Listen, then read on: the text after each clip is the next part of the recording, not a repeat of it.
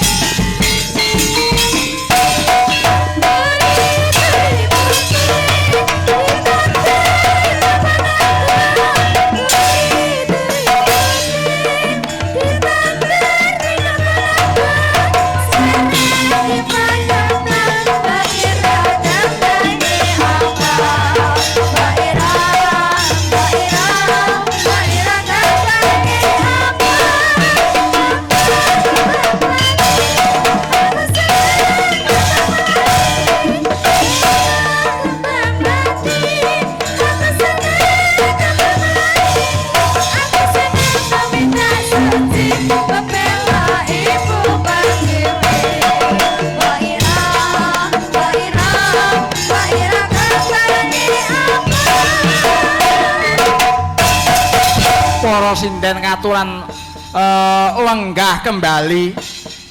Lah iya leren sawetara ya mak nduk.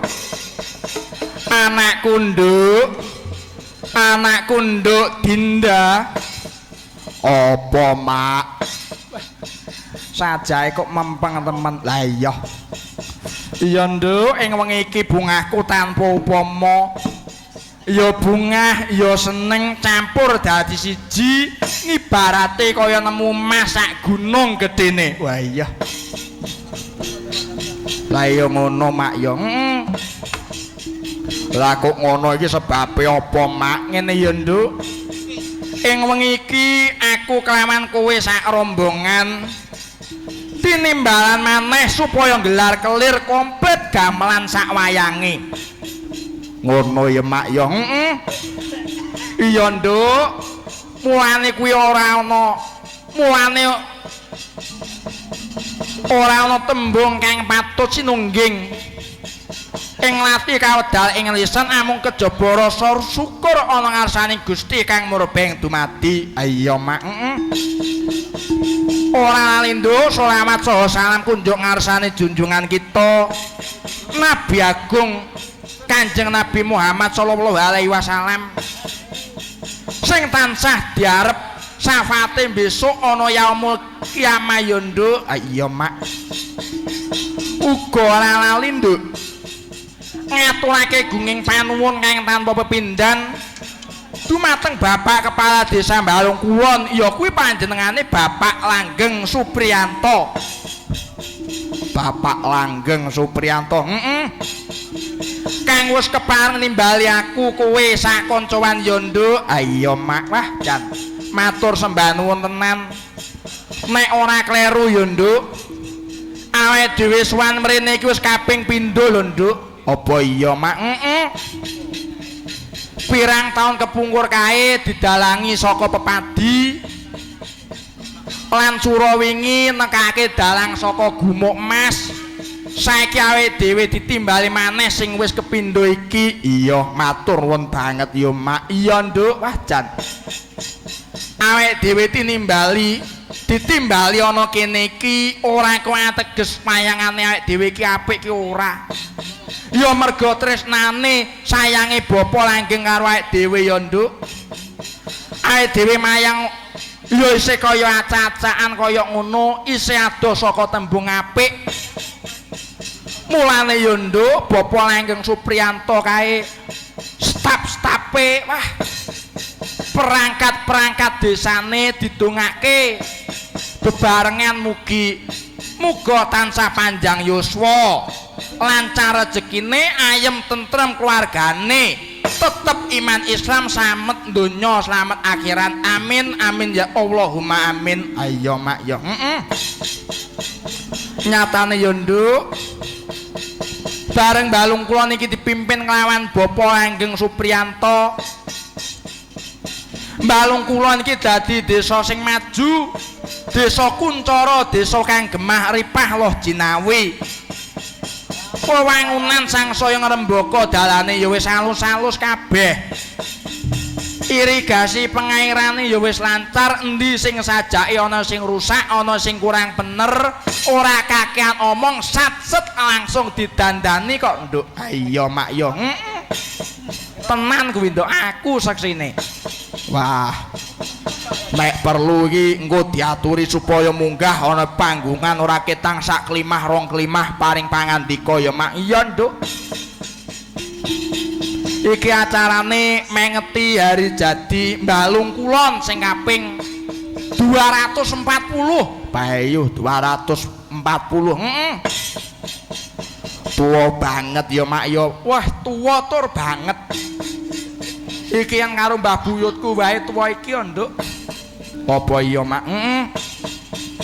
Muga-muga ya nduk kanthi pengetan Balung Kulon sing kaping 240 iki dadi desa Balung Kulon, desa kang kuncara jayeng bawana. Dadi desa kang gemah ripah loh jinawi karta lan raharja. Dadi desa sing maju. Jumbuh kelawan apa sing dadi idam-idamane masyarakat Balung Kulon kene ya nduk. Ayo mak. Wis iki kanggo leren sawetara iki mau leku. Wah jan tenan kok. Leku ning Balung Kulon kene iki sabetan tak mempeng-mempengke. Iki mau panjake ya tak weni garapan duadak. Ning alhamdulillah ya lancar. Lah yo matur nuwun, aku yo matur nuwun karo para panjak-panjak iki. Ayo mak yo nduk. Kanggo suka panglipur dhateng para masyarakat Balung Kulon kene ditanjake sinden-sindene nduk. Ayo maneh mak, maneh. Aku njaluk lagu senenganku. Apa pepeling? Wis. ning ndi papan ning ndi nggonku aku mayang mesti lagu sing tak aturke dhisik mesti pepiling. Lah iya kok seneng banget, seneng tur nganggo banget. Aku iki mbiyen nalika nderekke karo ramaku, nderekke karo ayahku pas mayang ngono kae. Kowe iki ya anak dalang, Mak. Alhamdulillah aku ya anak dalang kok, Nduk. Aku yen ora kleru aku wis turunan ping 4. Wah iya. Ngono ya iso ngruwat urung. Lek ngruwat aku urung. Ngruwati tenan, ngruwat ki angel. Sing ngruwat ning kene wis ana dhewe, Nduk. Sapa? Kuwi Pais. Pais Moyo panjenengane ingkang nabuh bonang menika. Kae dalang ruwat wis. Monggo jumeneng mula saka Mbah Canggah, Mbah Buyut, Mbah Kakung lan ayahku. Biyen Mbah Canggah asmane yen ora kleru Ki Mus sapa aku lali udu Mustara tapi. Ki pokok Pak Mbah Mus ngono biyen. Bariku Mbah Buyut ki waduh kok lali aku karo buyutku dhewe iki piye iki. Kamangka aku mau yo njaluk donga ning buyutku muga lancar ning kene. Lah iya kudune yo ngono Mak. Mbah Buyut Mbah Sardi Darmareja kuwi sing ning Mlaka makame. Mosok Mak. Kuwi tenan wah. Dalang-dalang kondang biyen iki nyantrike ya ning kono kuwi. Sapa? Almarhum Mbah Gombloh, almarhum Mbah Sunaka, almarhum Mbah Tomo kuwi yen saka kabare kuwi ya ning Mbah Buyut kuwi ning Ki Sardi Darmareja. Apa iya Mak? Lah Mbah Sunaka kuwi murite Mbah Buyut. Lah Mbah Sunaka kuwi uga duwe murid jenenge Ki Edi Siswanto, dalang kondange Jember. Wah, sejarahe ngono. Bariku turun ning mbahku. Mbah Kakung Ki Sutomo. Ah iya. Ki Sutomo saiki ning ayahku Ki Kukuh Wicaksana. Saiki ning aku Sabda Kuncara. Ora nganggo ki, lek ning dhuwur kene nganggo ki ning lek ning isor ya ora. Wong kuwi ki kuwi sebutan orang sing dituakan, Nduk. Lah iya Mak ya. Bareng awake dhewe iki tanggap awake dhewe dadi dalang, ya sebutane ya ki. Ning bareng ning isor ya do ngono wae. Lah iya, wis aku njaluk lagune pepiling sing nyanyi para sinden kabeh padha jumeneng kudu cingkrak-cingkrak. Wah iya. Kok semangat men to, Nduk? Mak. Tenan, Nduk. Aku semangat ora koyo balung kulon kene aku nganti nyeklekke gapit 3 iki. Wah. Wis tombok. Lah ya sing penting tanggung jawab.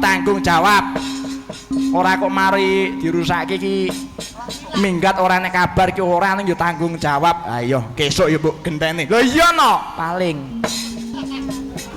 Lah kok nek palinge barang ya ora Nduk tenan tak genteni aku tanggung jawab. Jan ngapunten Pak Mul. Iki panjenengane ya rawuh apa ora ambu aku ya ora ketok iki. Ayo disepoti para sinden sekawan padha jumeneng sepoti sing rame to.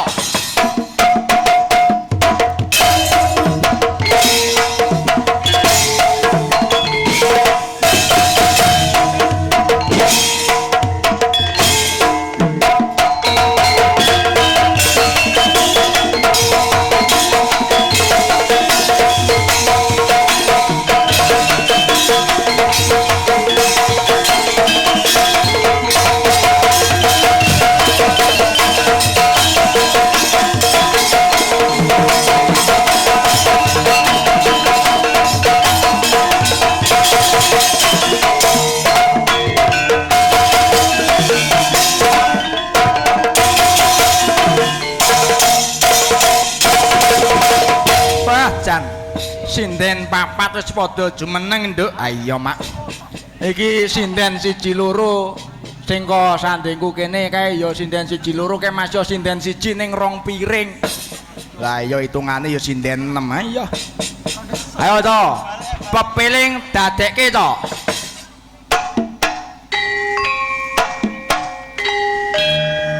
Lagu wajib, lagu wajib.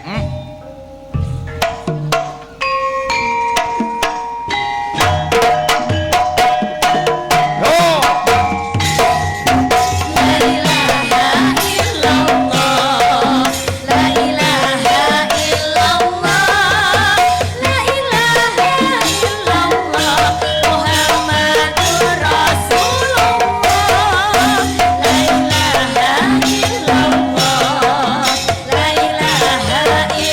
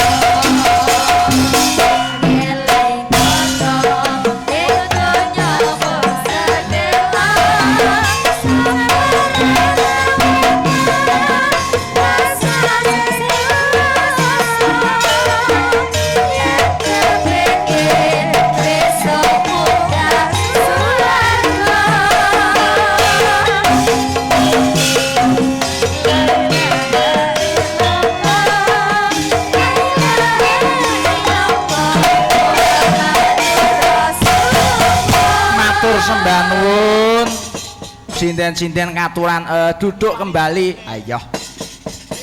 Wah, jan. Ngopo Demak? Apa? Kurmas aku lemu mayang ning ndi? Lemu tetanggap wong iki kok lagu sing pertama mbuaturke kok pepiling. Lah aku seneng lah arep piye neh. Wis to aku ning ndi paling seneng pepiling kok. Wah, pepiling. Yen yoga-yoga kae tempiling. Pepiling kok tempiling. Pepiling nduk. Ayo. Wong lagu iki maknane ya apik. Lagu iki kan manane kan ya ngelingke karo para sing kususe agama Islam supaya ora lali anggone ibadah mring Gusti kang murbeng dumadi diakahi nggone ndonga. Ayo aja lali mring panembahe kuwi pepiling. Aja lali karo salate. Lah kuwi salat iki apa ya trep ngono. Ya kamangka ya sik bolong-bolong. Lah iya. Aku mau ngeneroke sing tuwa-tuwa kuwi ya nduk. Ah iya mak ya. Iki mau sadurunge kowe munggah iki mau ana dalang cilik telu. Sapa iki yo kalbu adi-adiku. Adi-adimu mak. Ana Dik Arsen, Dik Abra, bariku Dik sapa neh aku mau ya lali. Saka Jember waduh kono. Apa ya? Belajare ya ning Gebang. Ning gone Mas Sirga, ning Mas Purba, ning Mas Wahyu. Ha iya wah jan matur nuwun wis melu ngregengke swasana. Lan aku ora lali ngaturke panuwun dumateng ingkang wah padha teka iki apa ya? Wis kula ngaturaken ingkang dumateng ingkang sami rawuh. Iki mau ana Pak Agus Ketua Pepadi rawuh nduk. Masa mak wah jan matur sembah nuwun. Ugi Pak Sugeng Ketua Seno Walid rawuh mak rawuh. Ah jan Cak Parman rawuh. Pak Yoyo, Mas Wiwit. Wah, iki Mas Wiwit Semboro niki. Wah, jan matur sembah nuwun. Pak Anom, Mas Inung, aduh Pak Inung nggih ya teka lho nduk. Apa iya, Mak? Jan matur sembah nuwun. Wah, direwangi ado-ado kok Semboro nduk. Ha iya. Pak Denan, Pak Karno, Pak Jun ugi rawuh. Pak sapa? Pak Junawan Prabowo. Pak Junawan Prabowo saking Ladan Kepelampel. Lah kok mbok sebut Pak Junawan Praguto, aku seneng lek ngobahke Praguto nduk. Lek guyu Praguto iki aku seneng. Berarti Pak Jun ya dalang. Loh, dalang. Iki mau Pak Wiwit, Pak Anom, Pak Enung iki mau ya kalbu dalang. Seniore dhewe nduk. Ha iya wah jan matur nuwun. Pak Didi mbiyen ketua mbiyen Babinsa Balung Lor ugi rawuh.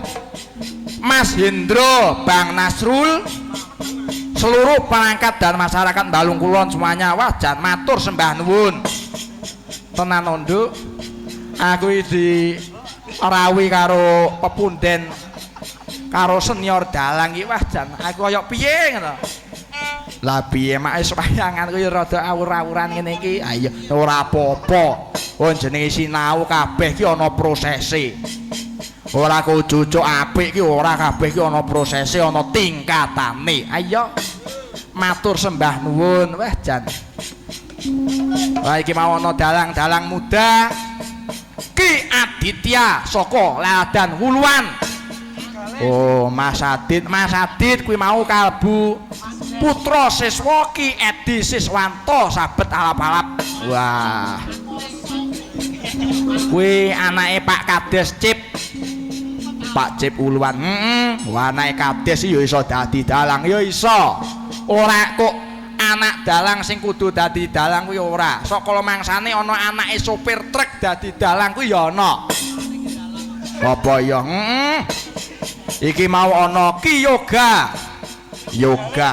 Yoga kuwi sapa to, Mak? Yoga kuwi putune Mbah Untung almarhum Mbah Untung Murdoko saka Ladan Wuluan, Nduk. Oh, dadi putune Dalang Kondang. Jaman semono ana Ki Indra iki mau ya murid kasiswantan. Wah, matur nuwun, pun nyengkuyung dateng gelaran kula. Wah. Sapa neh sing teko? Oh, iya ana Mas Yogis. Iki sing ngedrami aku. Wah, jan matur sembah nuwun. Ayo, yo lagi iki ngedrami aku ya wis cocok. Tepak. Kok penyanyi jare? Hah? Kok ditandani air mata? Ya usung-usung gamelan. Lho kok usung-usung gamelan piye to? Wis wah janak. Lan aku uga ngaturake panuwun dumateng para sing rewang-rewang ibu-ibu perewangan iki wah jan tak acungi jempol, Nduk. Mbah acungi jempol. Wis jan aku ora medo, Nduk. Karo ibu-ibu perewangan iki padha wah jan guyub rukun gotong royong bantu binantu ora ana sing iri lan meri antara siji lan sijine. Lah iya ya ngono kuwi, Nduk ya. Mak ya sing jenenge karukunan kuwi ya ngono. Yen ora ning Balai Desa Balung Kulon kene aku wah dan matur mbah nuwun. Lah iya sing rewang ya eling karo kowe. Ya alhamdulillah iki do eling. Ya alhamdulillah, Nduk. Aku winginane diceluki Mas Kuncoro, Mas Kuncoro. Ah iya. Ah diceluk Mas Kuncoro. Nduk, apa mak? Iki aku limbukan iki aku ora dhewe kudu enek sing barengi. Mas Yogis kuwi mau. Iki kudu ana sing barengi, Nduk. Sapa? Tak tekake artis bintang film. Wah lalah. Biru, Bambang. Tak tekake artis saka Ladan Sukorno kene, Nduk. Sapa iki ana MC kondang saka Ladan Sukorno? Sapa? Pak Sukron. Wah, Pak Sukron. Lan aku wis ngaturke gunging panuwun iki lampu iki ya saka Pak Sukron. Lah, kabeh sarwa nyewa. Lah iya, ayo urung duwe barange, Nduk. Pak Sukron katuran jumeneng ngelipur dateng para masyarakat Balung Kulon. Monggo disepoti sing rame to.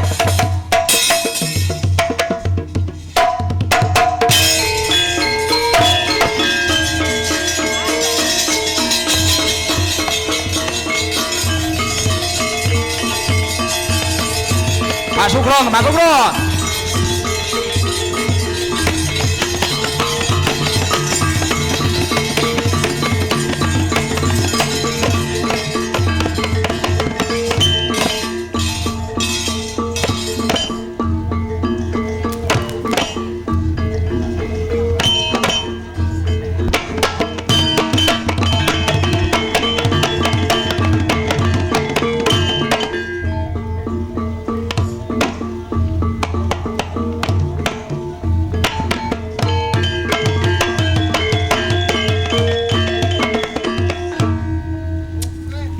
Sugeng dalu Pak Sukron. Lho, Pak Sugeng ning kono iki. Hah? Pak Sugeng lho ning Oh kono. nggih, Sugeng dalu nggih Pak Sugeng. Lah iya sampun. Leleng. Pripun? Sampeyan nyeluk aku piye? Pak Sukron. Lah iya, kok nyeluk Pak Sugeng barang? Loh. Ya sampean kan lah Pak Sugeng teng mriku lha nggih Sugeng dalu Pak Sugeng. Oh nggih. Lho kula mangke sampean Pak Sukron kok. Oh nggih. Loh, mosok aku kleru ngomong. Lho, matur nuwun, Mas. Nggih. Iki kok rada abot. Alhamdulillah. Kula nembah nuwun dumateng Bapak Kades ing ngluri-ngluri budaya Jawa. Nggih. Lumantar ringgit purwa wis ping pira sampeyan ning kene pindho to? Nggih, alhamdulillah sampun ping kalih kula teng mriki. Alhamdulillah. Sowan wonten Balai Desa Balung Kulon mriki, Pak. Sing dhisik kae udan to. Nggih. Ora- Jane ping 3 jane, Pak. Heeh. Sing kalih napa pas pepadi nika kula nggih namung dalang siang, namung sak jam kali rincang-rincang. Alhamdulillah. Pun. Sugeng dalu para dalang-dalang kondang kabeh. Dalang kacamata ya enek. Ki Wahyu Widodo Gomblo Atmaja ki dalang kacamata. Ning dinggen iki kacamata kayak kene. Sugeng rawuh Pak Ano, Mas Inung.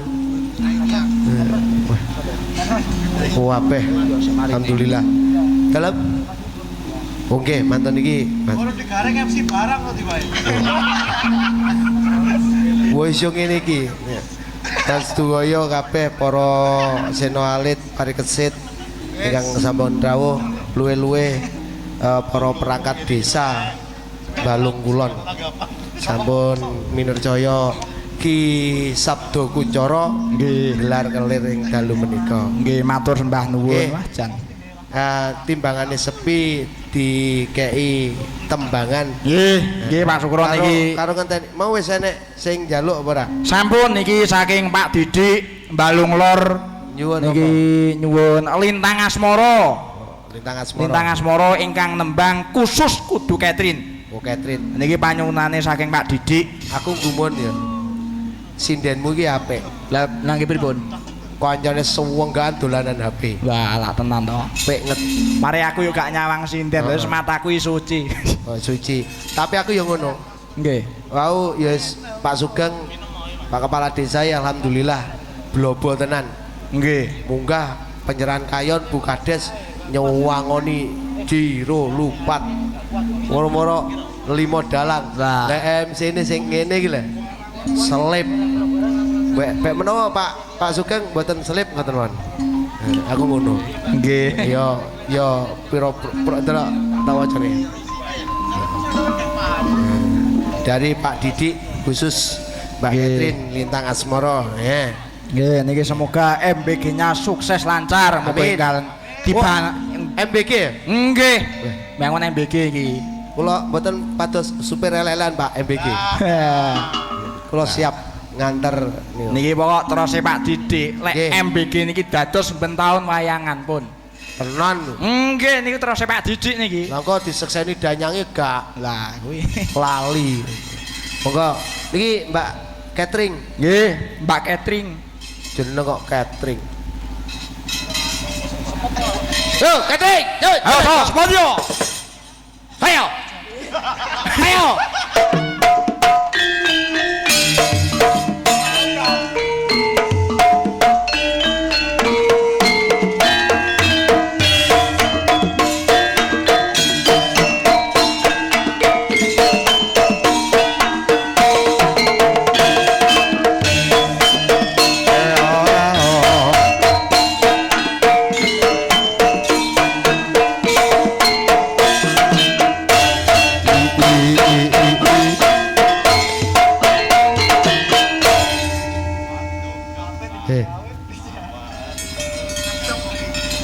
Nggih, sugeng dalu, Mbak.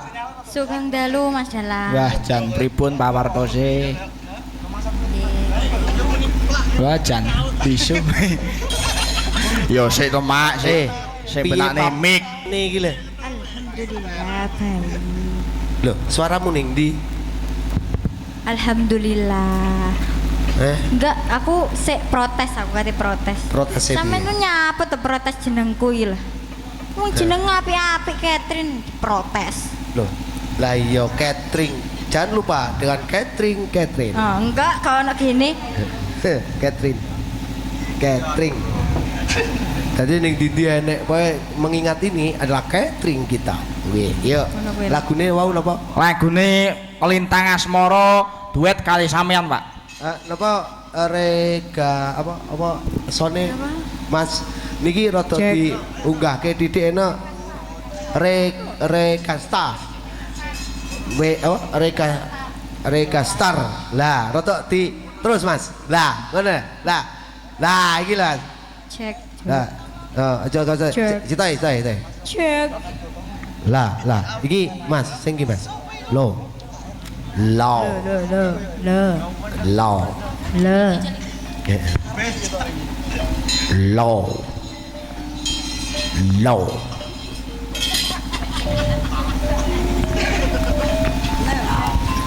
Low.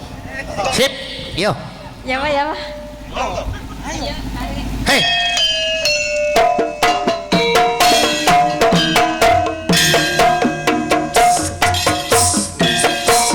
Selamat malam, Mas Selo, Mas Dani. Di Jelo. Mas Selo, Sonjuna Mas Dani saking Sembolo, Dalang Muda. Ayo Selo.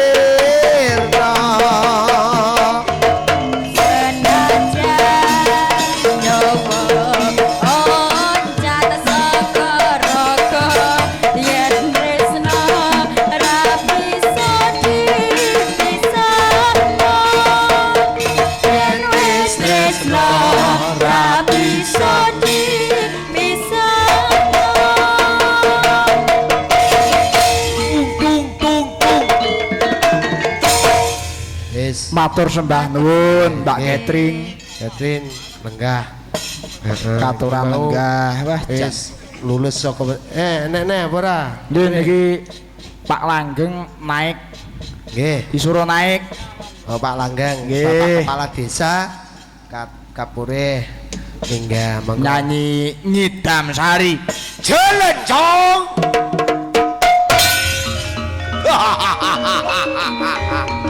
Cek kurang ajar mistiro ha. Ore suruh anakku kakek maju tuju melolo kaketi. Ngerep kaketi.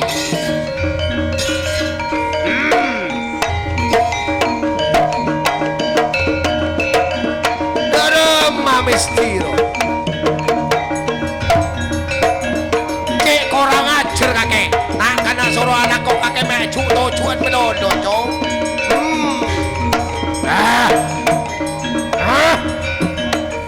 sakera sakiman pancok ketemoran ring tak teko dulu tak meneh kubur tangi wale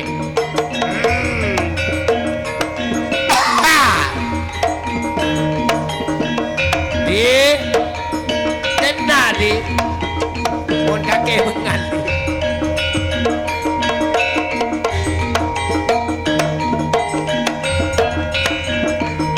api di sor meja dek anek ulane rapi rondo ana penake Surabaya oke ulane rono enek kancane. Iya. Oke. Lho, ngono-ngono kuwi kok ora sida.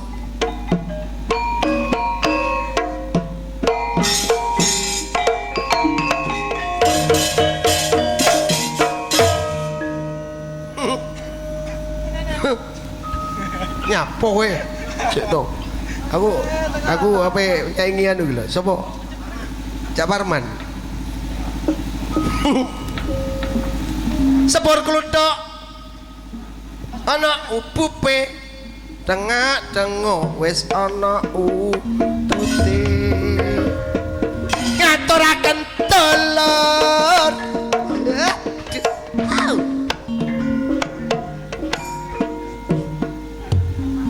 Yo wis.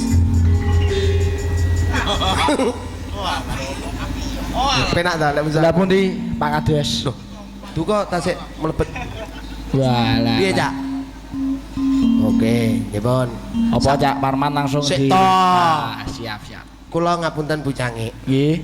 Menika kepala kita. Kepala. Kepala dari ketua dari Pepadi. Nggih. Bapak Agus Mantri Kapureh Jumeneng monggo katuran minggah. Duduk tak ndak. Monggo Bapak Agus Mantri. Mikir cantik.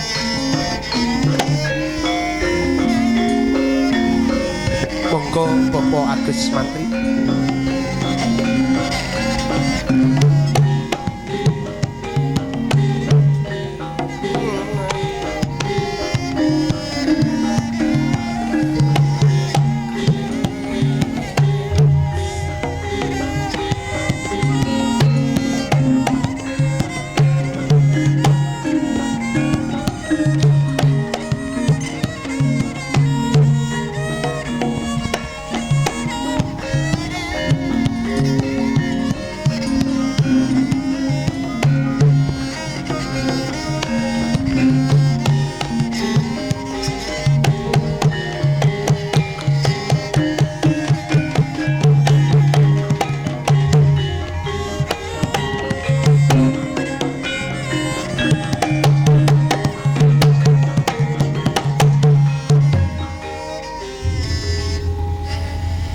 Wilujeng dalu Bapak. Wilujeng dalu. Alhamdulillah. Nggih. Sehat nggih? Alhamdulillah sehat walafiat. Wilujeng dalu para kadang sedulur. Nggih. Seniman pengrawit sinden nggih.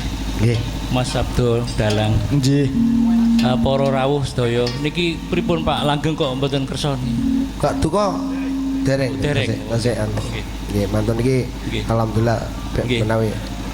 Nggih kula namung anu Mas, Nggih. ngucapaken apa? Matur sembah nuwun dumateng Pak Langgeng Nggih. dan semua perangkat Nggih. pemerintahan Desa Balung Kulon ingkang sampun memberikan napa nggih niki kesempatan untuk Kesempatan dalam muda. seniman-seniman Nggih. untuk berkreasi Kreasi. menampilkan napa pakliran ing dalu menika. Nggih, nggih. Nggih. Monggo napa kula ken Nggih. matur napa mawon. Nggih napa mawon, nggih mawon. Niki Nembang. Mbak Mas Kuncoro niki Mas Abdo Nggih. rawuhan para dalang-dalang. Nggih, Pak. Banyak sekali nggih. Dalang termasuk senior Mas. Nggih, leres. Saking Semboro rombongan, saking Wes. Jombang rombongan. Nggih, wah jan matur mbah nuwun. Saking Pojokan niku wau Puluhan. saking Sukorno nggih rombongan. Nggih. Sing Sukorno Mas Gondo biasa iki. nggih. Oh Mas Pak Gondo nggih ugi rawuh. Nggih. Wah Gondo. jan matur mbah Oh nuwun. ya, Mas aku cek ngopi ya. Ah, nggih. Nggih, wau Mas Irga, Mas Purbo. Nggih. Nggih, sampun. Sedaya. Nggih, wah jan matur mbah nuwun. Nggih. Selamat ya Mas Sabdo Kuncoro ingkang sampun napa mensukseskan agenda niki Nggih. festival dalang ingkang wonten provinsi. Nggih, Alhamdulillah. alhamdulillah. Mas Purbo, Mas Purbo, Mas Sabdo, Mas Akbar Samudro, Mas Mas Bayu. Barok, Mas Barok. sama Mas sinten? Bayu. Bayu, Mas Nggih. Bayu. Nggih, sampun sukses sedaya. Nggih, alhamdulillah. Jadi wakil dari Jember Nggih. semuanya empat-empatnya bisa membawa pulang dengan prestasi. Alhamdulillah Wah, terbaik 10 terbaik nggih. Nggih. Alhamdulillah. 10 terbaik pertama dan 10 terbaik Baik kedua. itu kedua alhamdulillah. Alhamdulillah. Jeng Ben anu Jeng Ben menampilkan dalang J anu nggih niki dibeto Jeng Ben. Damel ganjeli sokone mriku. Nah niki Jeng Ben ajenge tumut mriku festival nggih. Nggih. Mas anu, Mas sinten? Jati Agung. Jati Agung. Nggih. Nggih. Monggo katuran nembang Bapak. Kalian Mbak niki kalian Mbak Reta napa Mbak Ngalimah? Anu bawa man Mas? Oh bawa nggih. Bawa. Nggih. Mengke sing anu nglanggamne Mbak Waranggono nggih. Oh Waranggono, Mbak anu Ngalimah nggih ngoten nggih. Biasa lek mboten Mbak Ngalimah niku mboten sekeco ngoten. Niki lek mboten kaya nembang niku nesu Mbak Ngalimah niki. Biasane ngono. Wesu nu mau ngono karo merem ngono. Napa tembange? Bawa napa? Oh, deh. Yes. Monggo ting-tingane Mbak. Pelok, Mbak.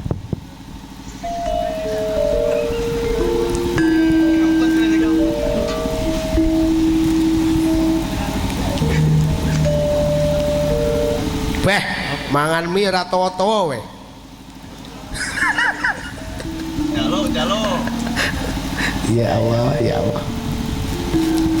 Kelinci ucul, Mbak. Kelinci ucul. Kelinci ucul. Lebaran.